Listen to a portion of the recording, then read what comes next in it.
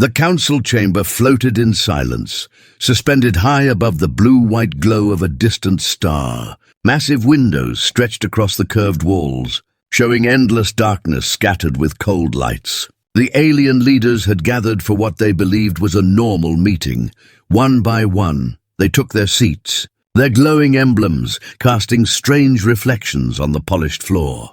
But the air was heavy, thick with something none of them could name. "Why is it so quiet tonight?" one elder whispered, his scaled fingers tapping the edge of the table. His voice trembled like an echo in a cave. No one answered. A soft pulse ran through the chamber's walls. The lights flickered for a second, then returned. A nervous young envoy stood near the display panel, her hands shaking as she read the incoming signals. "Another anomaly at the outer rim," she said, her voice thin and uncertain. "It's getting closer." "We've never seen a reading like this," the council leader, a tall figure with silver eyes, leaned forward. "What kind of anomaly?" he asked slowly. She swallowed. "Something big, sir. It's not broadcasting any ID codes. It's not responding to our scans." Laughter broke out from a group of military officers sitting near the back. One of them slammed his hand against the armrest. "Probably just a drifting rock or a damaged freighter. You're letting shadows scare you." But even as he said it, the display brightened again. The object had moved fast. Too fast for anything that wasn't alive or built to kill.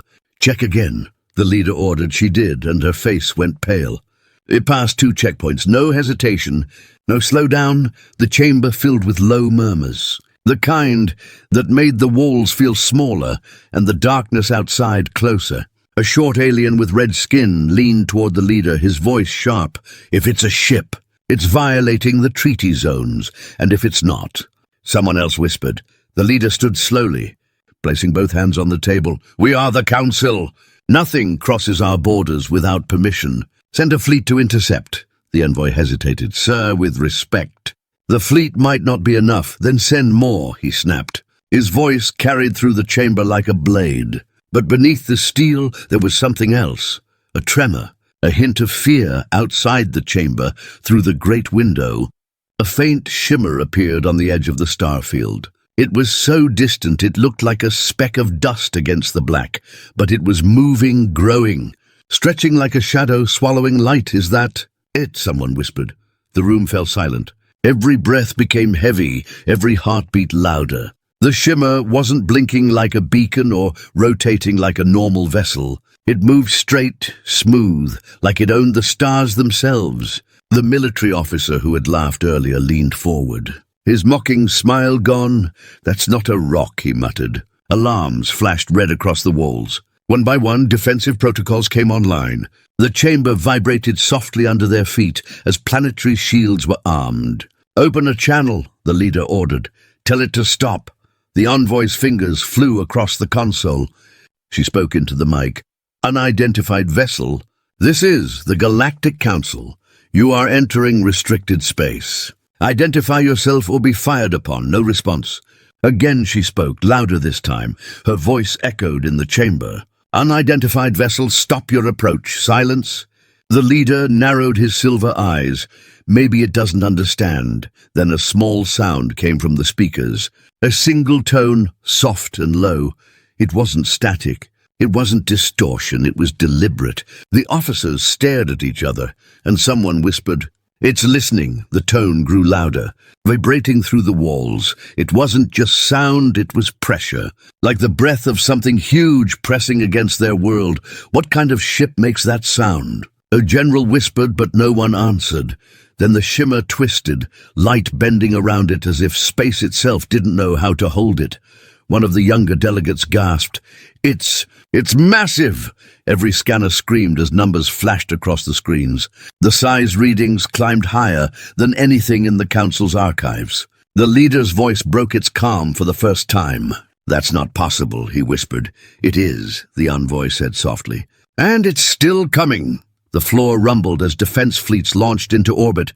Thousands of ships moved like silver birds toward the dark shape. The council chamber shook as power rerouted to shields and weapons. Outside, the stars seemed smaller next to the black figure that now filled the edge of their vision. "It's not slowing down," the envoy said. "It should have by now," someone whispered. "It doesn't care," another answered. The leader clenched his fists. His silver eyes locked on the growing shadow. For centuries, the Council had ruled this galaxy with power and fear. No one dared cross their lines. But tonight, something had, and it hadn't even blinked. No one knew who commanded it. No one knew why it came. But everyone in that room felt it. This was not a visitor. This was a warning, and the storm had just begun. The fleet hung in the darkness like a wall of silver knives. Thousands of ships aligned in perfect formation, engines humming low, waiting for the order to engage. Every captain stared at their monitors as the mysterious shadow grew larger, closer, clearer. What had looked like a shimmer before was now a giant mass, black and silent, swallowing starlight like a living thing. "This can't be real," whispered one of the junior pilots aboard the lead cruiser. His hands trembled against the control board. "Nothing is that big," the commander's voice came sharp through the radio. "Focus on your instruments, cadet. We're the Council's blade." We hold the line, but no one could ignore what they saw. The shape kept growing until the stars behind it disappeared one by one. It wasn't a fleet, it wasn't a station, it was one ship. A single, colossal warship, unlike anything they had ever encountered. Its surface was smooth and black, lines of faint white light tracing its hull like scars. The scanners screamed and failed to read its structure. Inside the council chamber, the envoy's voice shook. "It's the size of a city." "No, a continent." The leader clenched his jaw. "Patch me through to the fleet." On the main display, the face of Admiral Varren appeared, his scaled skin glistening under the red emergency lights. "We have visual, sir," he said, his voice steady but his eyes tight. "It's unlike any ship in our archives. Can you stop it?" the leader asked, though his voice lacked its usual iron. Varren hesitated just a second too long. "We'll try." "Sir," the council leader leaned closer to the console. "Admiral, if that thing reaches orbit, it will be too late." The admiral nodded. "Understood." The fleet shifted into attack formation. Fighters spread out like a silver wave. Cruisers turned their cannons toward the black giant. The void filled with the hum of charged weapons. "Target locked," said a captain, his fingers hovering over the fire control. But before the order could be given, the Titan moved, not fast like a fighter, not clumsy like a station, smooth, deliberate, as if it was taking a single breath. The movement sent a chill through every pilot. "It's aware of us," whispered a voice through the comms. "Fire!" the admiral commanded. Hundreds of plasma beams cut through the dark, lighting the void with blinding blue light. They hit the Titan's hull like a storm. The impact should have torn any normal ship apart, but the beams vanished, swallowed by the black surface like raindrops hitting deep water. No flames, no shields flaring, just nothing.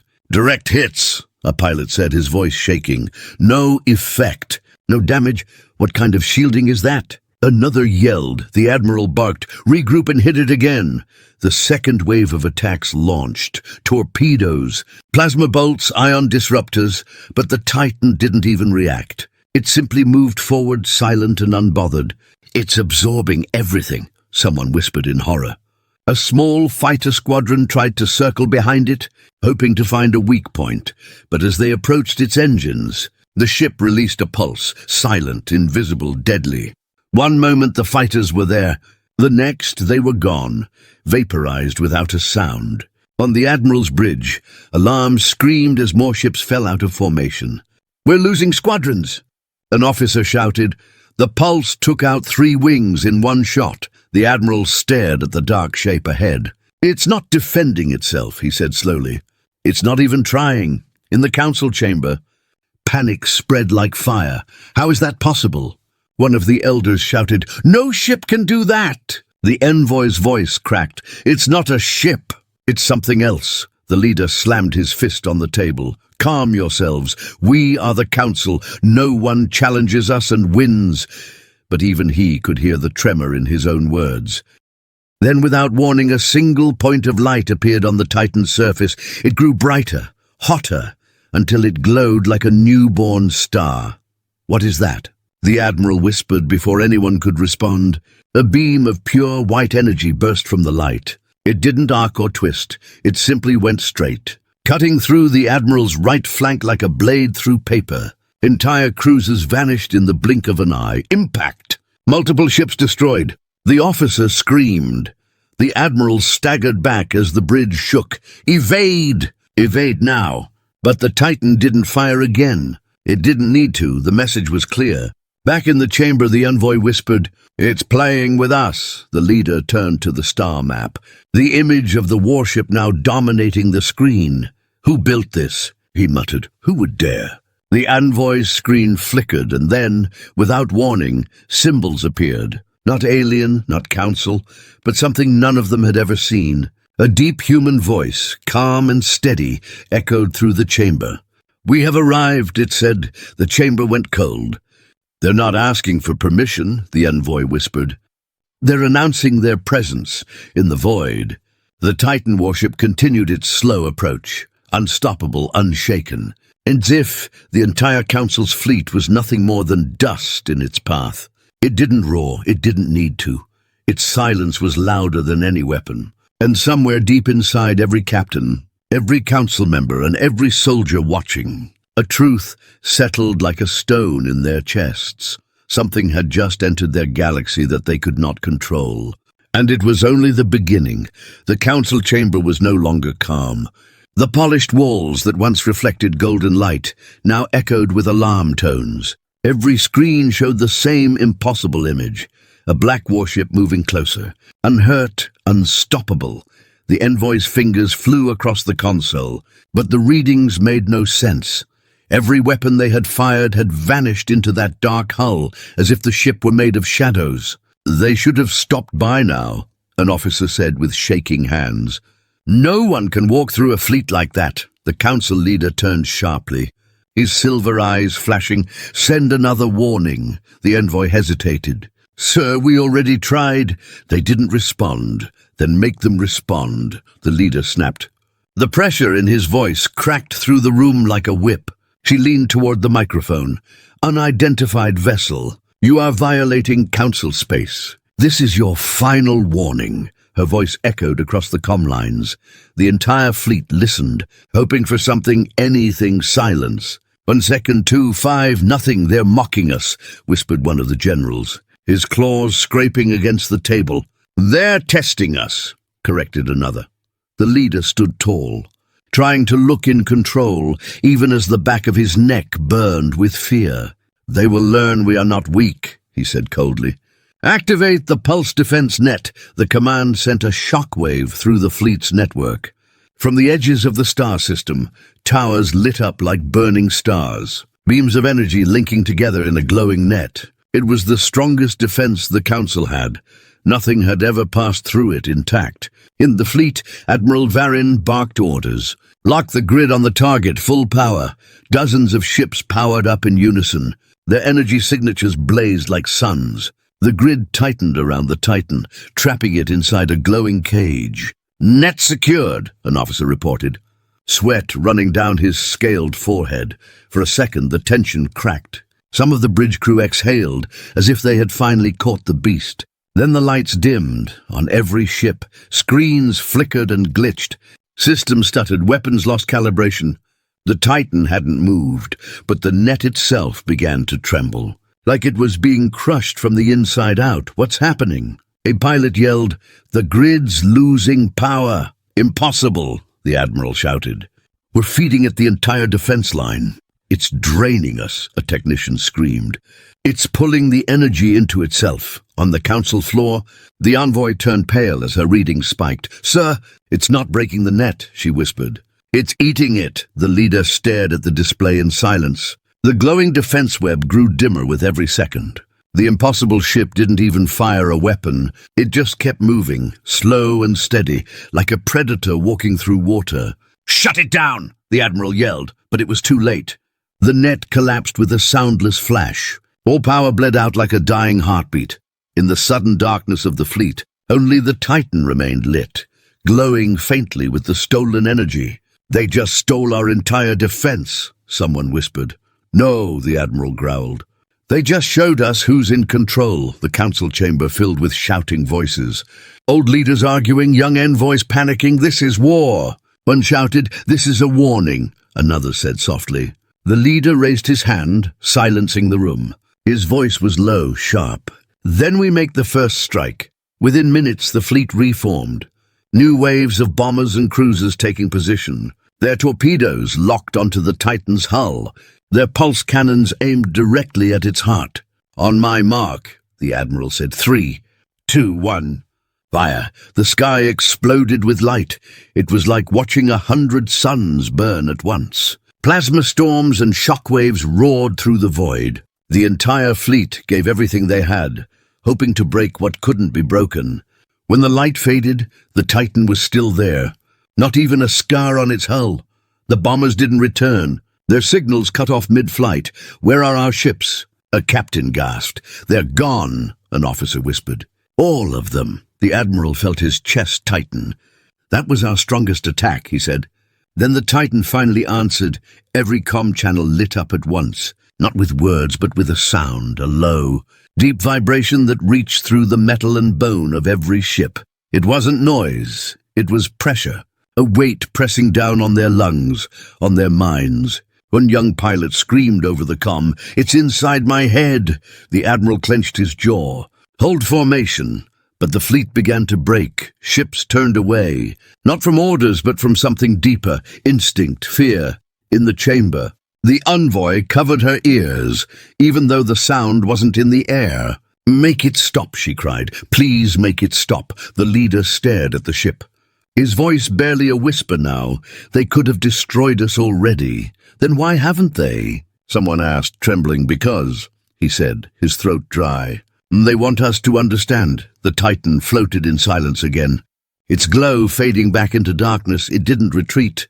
It didn't rush forward. It simply waited, as if it knew the galaxy was already listening. And for the first time in the Council's long history, it was not the Council that held the stars in their hands. It was something else. Something human and far, far more dangerous. The chamber fell into a heavy silence after the failed attack. The air was thick, almost alive. Every leader, soldier, and envoy felt it, the weight of something watching them. Outside the station's massive glass wall, the Titan hung like a black moon. It didn't move. It didn't fire. It just hovered, blocking the stars as if the universe itself had been split in half. The envoy's voice trembled as she whispered, "They're not attacking. Why aren't they attacking?" The council leader's hands gripped the edge of the table until his knuckles went pale. His silver eyes never left the dark shape outside. "Because they don't have to," he said slowly. "They already control the field." Then, without warning, every light in the chamber flickered. A single tone filled the air, not loud, but deep like the sound of a star breathing. The council members froze, every eye turning toward the central display. "Something's coming through the comms," an officer said, his voice breaking slightly. "Put it on speaker," the leader ordered. The tone stopped, replaced by silence for a moment. No one dared breathe. Then a voice spoke, calm and cold. "We have arrived." It wasn't mechanical, it wasn't alien. It was human. Every leader in the room turned to each other in disbelief. Human. One of them whispered, "That's impossible. Humans are on the fringe worlds," another said. "They don't have ships like this. No one does." The leader raised his hand to quiet the room. "Identify yourself," he said into the mic. His voice was steady, but his chest felt tight. "You are violating council space. State your purpose." There was a pause. Then the voice returned, steady as stone. "Purpose acknowledged." "Who are you?" the envoy asked, almost too softly. "Humanity," the voice answered. The word felt like a spark dropped in a pool of oil. The room erupted with noise, shouting, arguing. "That's not possible. They can't build something like that." "Maybe they've made an alliance." The leader's hand slammed on the table. Silencing them all, he spoke slowly. "This is the Galactic Council. You will power down your engines, identify your commander, and prepare to be boarded." No response came, only a soft crackle in the air. Then something shifted on the Titan. Its black surface rippled like a living thing.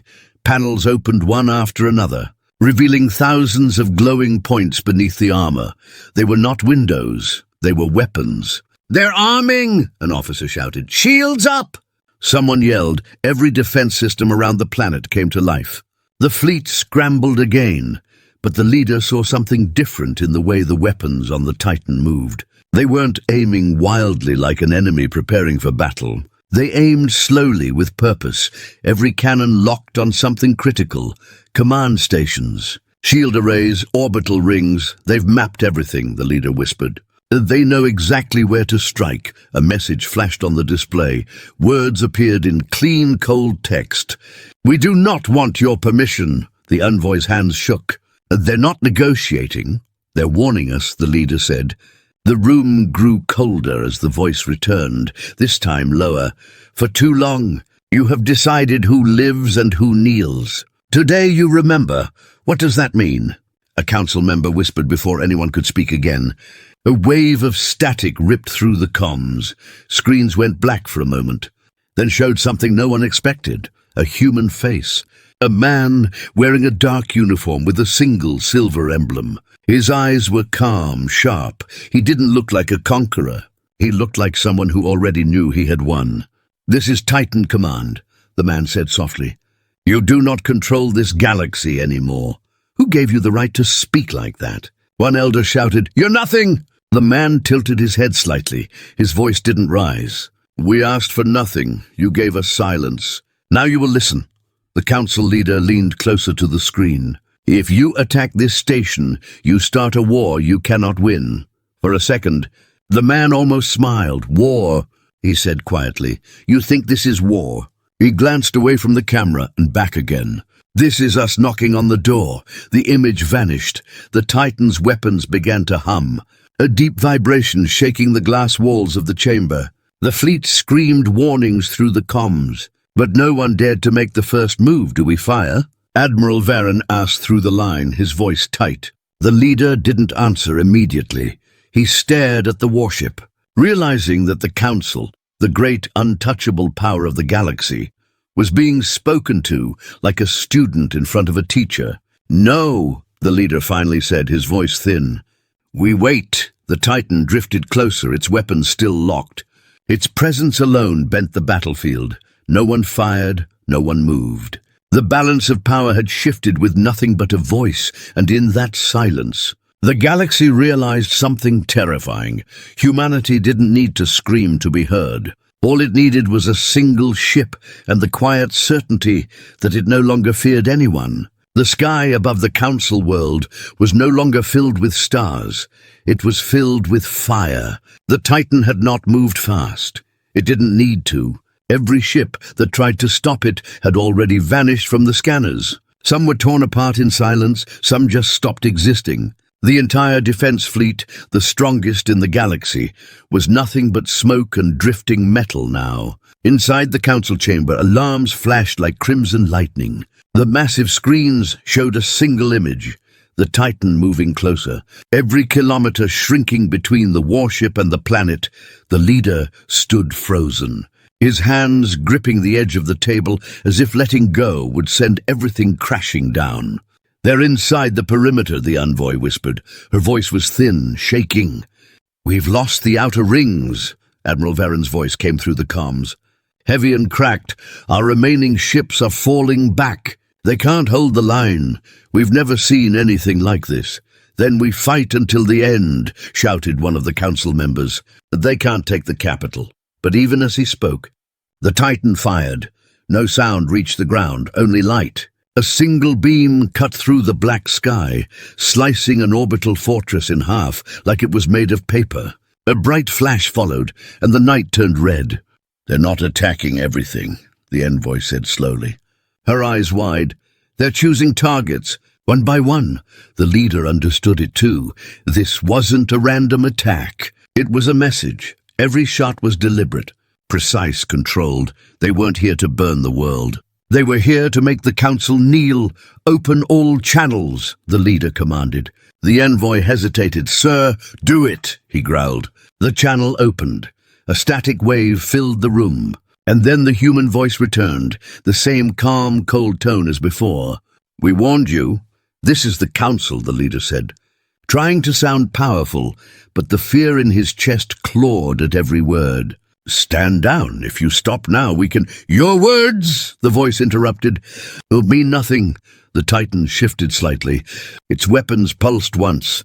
The capital shield flickered. A massive wall of light, trembling under the weight of something no technology had ever faced. The Admiral shouted through the comms, "They're breaking through the shield." "We can't hold it!" The leader's throat tightened. No, this can't be happening," the voice continued. "You built your empire on control. You silenced worlds, erased voices, crushed rebellions. You thought the stars belonged to you." A short pause followed, heavy like a storm about to break. "Now the stars remember." In the lower districts, people stared up at the sky, at the shadow covering the heavens. Some screamed, some knelt, some just stood frozen, watching the slow, quiet shape blot out everything they'd ever believed was untouchable. Inside the chamber, one of the younger generals slammed his hand on the table. "We still have ground cannons, orbital mines, we can fight back." The leader turned sharply. "And then what? Watch it laugh at us again." "Better to die fighting than to kneel," the general snapped. The envoy looked between them, her eyes full of fear. "It doesn't matter. It's not fighting us." "What?" The general barked. "It's teaching us," she whispered. "Every move is a lesson." Before anyone could answer, the Titan unleashed its railguns, invisible slugs tearing through the vacuum. One by one, ground defenses went dark. Their strongest cannons didn't even have time to fire. The Council's power was dying piece by piece, not in a storm, but in silence. The Admiral's voice broke through again. "This is Admiral Varin. They're targeting command centers now. We're losing control of the defense grid." The leader closed his eyes for a second, his fingers tightening into fists. "Then we surrender." The room exploded with shouting. "Are you insane?" "They'll destroy us anyway." "We are the Council." But the leader's voice rose above them all, low and steady. "We are not the Council anymore." The channel was still open, and the human voice returned immediately.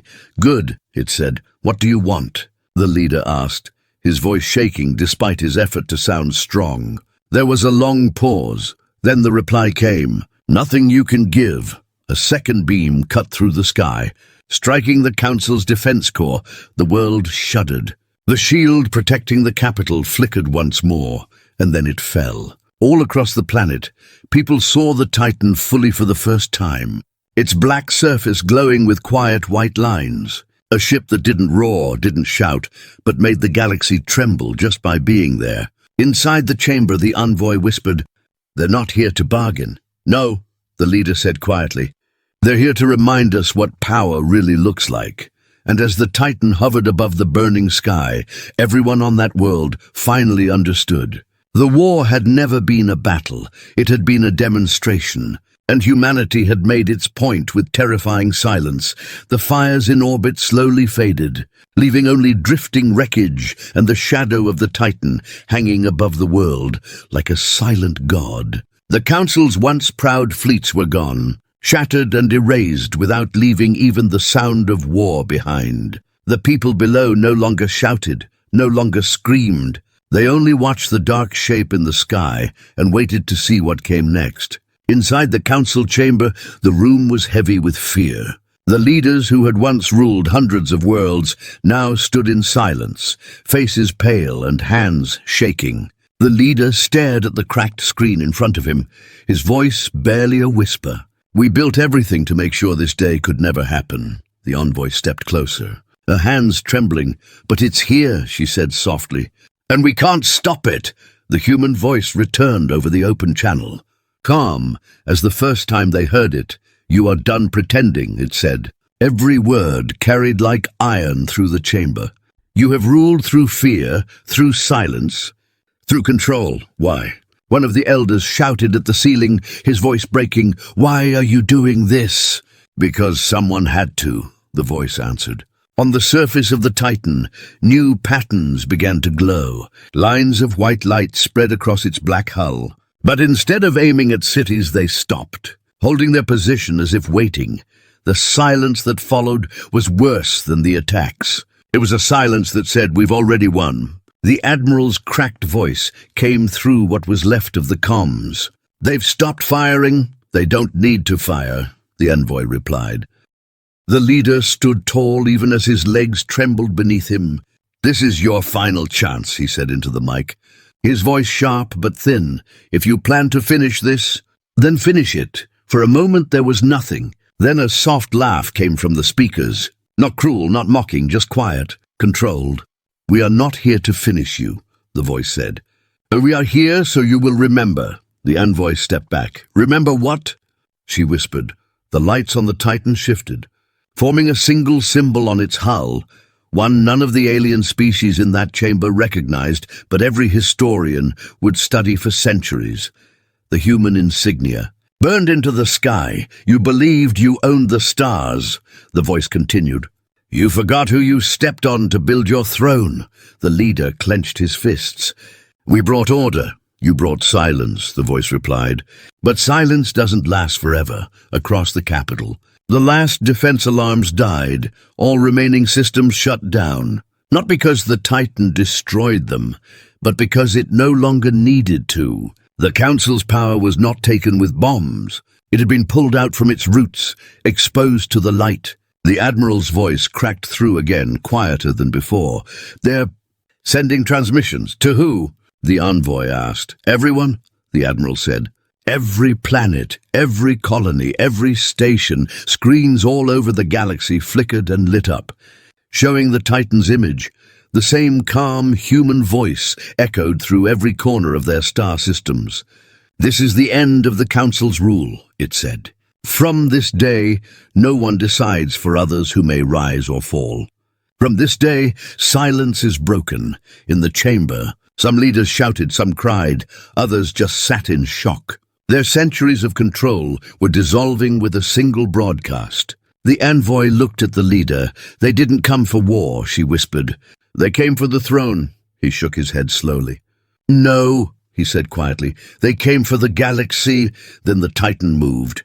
Not forward, not down, but upward, rising into the dark like a shadow returning to the void. The stars reappeared around it, but nothing felt the same. Every being who saw it knew they would remember this night forever.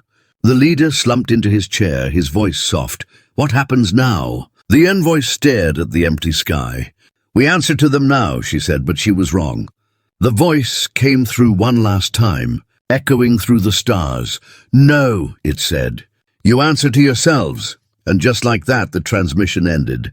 The Titan vanished into the darkness without a trace, leaving only silence behind. A silence that no longer belonged to the Council, but to the galaxy itself. Across star systems, the people who had lived in fear now looked at the sky and knew something had changed. The Council had fallen, and humanity hadn't needed to conquer it with war. It had conquered it with power no one else dared to dream of. And as the black ship disappeared into the stars, its shadow remained, a reminder that the galaxy would never be the same again. A single human voice had broken an empire built over centuries, not with noise, but with the quiet weight of unstoppable strength.